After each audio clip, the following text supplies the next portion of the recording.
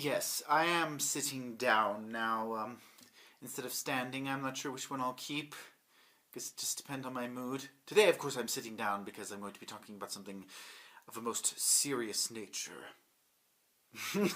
I'm just kidding. I'm just going to talk to you about my writing and some other writing things, so, hang in for that. Hello everyone, my name is James, and you happen to stumble upon a little channel called James of Many Names. For this video, I wanted to elaborate a little bit on the writing that I talked about in my very first video. And to do that, first, I decided that I'm going to start with a little bit of an introduction where I talk about 3 different things that I despise seeing in books that I can promise you I shall be trying to avoid at all costs.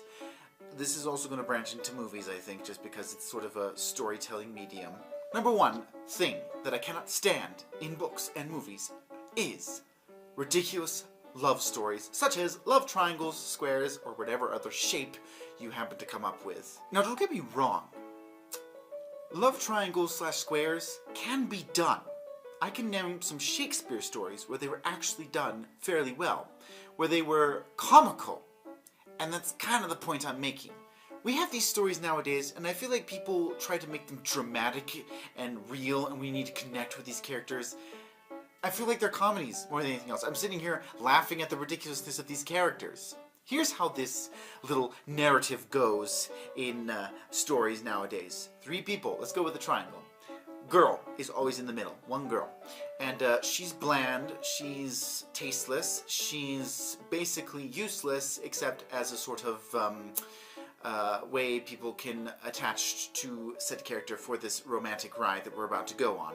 She is, of course, all these things because she happens to love 2 different people. But James, it's possible to love 2 different people. Yes, but in real life, does said person have a little make-out session with this person on one point, and then a little hand-holding with this person at another point, and then a little more intimacy with this person at another point, and then some feelings and emotion expressed in words, followed by a very tender, passionate kiss on this person, and back and forth and on and on. Yes, I would describe this person as either a player or just an idiot. Because the girl, because it's always a girl usually, ends up looking like an idiot in either case because she's playing both guys, she can't make up her mind, and basically she has to be a tasteless and boring individual in order for these romances to actually work. Now for the guys, on this side we have hot, hunky, muscular, dark, brooding figure on this side with a mysterious and heartbreaking past. And on this side we have happy, go lucky, still handsome, maybe not as buff, but still got some biceps going, and you know, BFF since forever, but wants to get out of the friend zone into the romantic zone person on this side.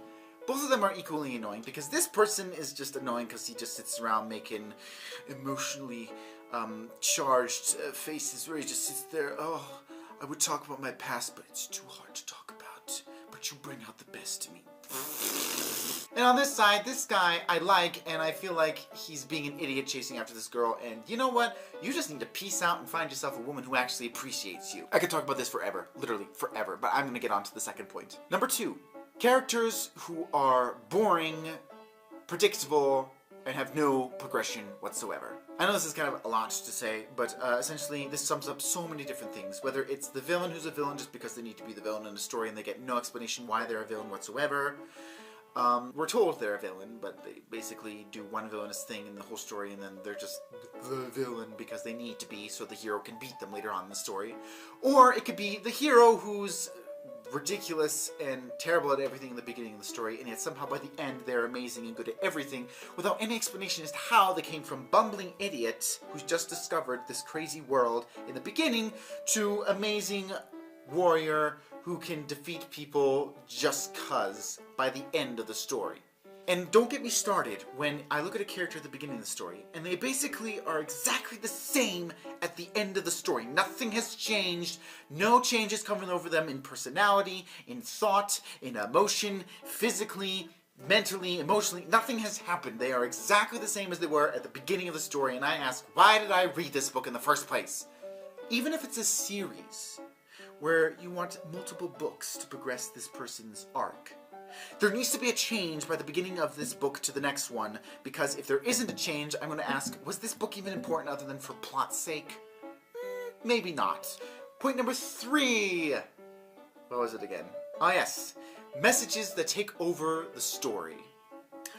I like messages. I'm a firm believer that when you're writing your story, subliminal messages are an okay thing to do. A dangerous thing sometimes, maybe. But I honestly think that if you have some sort of moral lesson you're trying to give, or just something that you're really passionate about that you want to sort of teach in this fictional story, I am all for it. Please, go for it. But when your message takes over your entire story, and basically the plot is nothing but a sort of way that you can preach your message, I hate your story. And you know what? I even hate you, and I don't even know who you are. I'm such a cruel person to hate you just because you made me waste my time by reading this garbage story. This is something really big, especially in movies nowadays, where the message is no longer subliminal, and basically the message is shoved down your throats. They grab a hammer and they basically pound you on the head. And most of these messages that they're trying to give are really obvious messages anyway that I learned as a child because my parents taught me how to be a good human being. So I really don't need most of these messages. I'm like, I learned this message a long time ago. I learned to respect women and not treat them badly a long time ago. So I didn't need you to teach me that. Thank you, though. Please keep away from me with your hammer. That being said, those are the 3 things that I really don't like seeing in stories, and I shall be trying to avoid at all costs. Now, I could just sit here. I was going to advertise my book by just sitting here and reading the back blurb, but I thought that's really boring. Why would I do that? Instead, you can just click the link down below and read the back of the book cover for yourself when you see it on Amazon. The description is there, so I'd rather you go do that. Instead, I'll give you 3 things that you might enjoy to see in my book, because they are in fact there. Number 1, it is historical fiction. Now, before you go, what, history, blech, or either, yay, history, I need to say something first. Now, this is not historical fiction where it's basically history, but with fictional conversation in the middle. No, it's not that. It's basically set in 4 BC in Rome, and that is the most history you're going to get. Some major historical figures get mentioned, but the entire story and all the characters are completely fictional. Secondly, it does have a fantasy tinge to it that actually does kind of it's not really a tinge, but it explodes by the end of the book. So if you enjoy fantasy, I think you might actually enjoy this. Now, I say this because fantasy is something I extremely love, and of course I love history. That's actually the degree I'm going for right now in school. So I combine these 2 things that I love into a story that hopefully melds them both in an interesting way, where even if eventually in this series, as it is a series, the fantasy comes out a lot, it's never going to overpower the history so much that it doesn't feel like that it's actually set in history. So it's sort of a melding of these 2 things that I really, really love, and I hope people will enjoy it as well.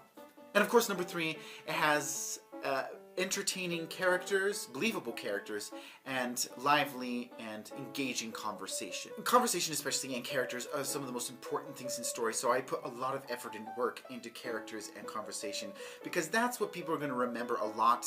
They'll remember the big plot points, obviously, hopefully, but what's going to stick around for a long time and make them want to come back to read it, because once they know the plot, they know the plot. But if the characters are enjoyable and they like to read about them and hang out with them, that's when they're going to come back. So I really put a lot of work into this. Hopefully, if you enjoy historical fiction or fantasy or great characters and conversation, hopefully one of those things will entice you over to clicking the link down below, checking out the book, and perhaps supporting me in my writing and in my work. That being said, let's hit the end credits now. Thank you all so much for watching that video. I hope you enjoyed it. It's a little bit more of an advertisement. Sorry about that. I shall be doing less of that unless I'm really going to be talking about my book in certain ways. But yeah, I hope you enjoyed the video. If you liked it, please click the like button. It makes me feel so happy inside. If you would be interested in more content that's about to come, because there's going to be a lot more than just these conversations and about my writing. Much more to come. So click the subscribe button if that interests you. And share it if you want to share potentially a book someone might be interested in. Do. Sharing is caring. And of course, as I said before, if you would like to support me in my writing and in my work, there is a link down below. Please go check that out. And that was a bit too that's a little too pleading, that please. But anyway, one last time, thank you all so much for watching, and for whatever it's worth to you, may God bless you.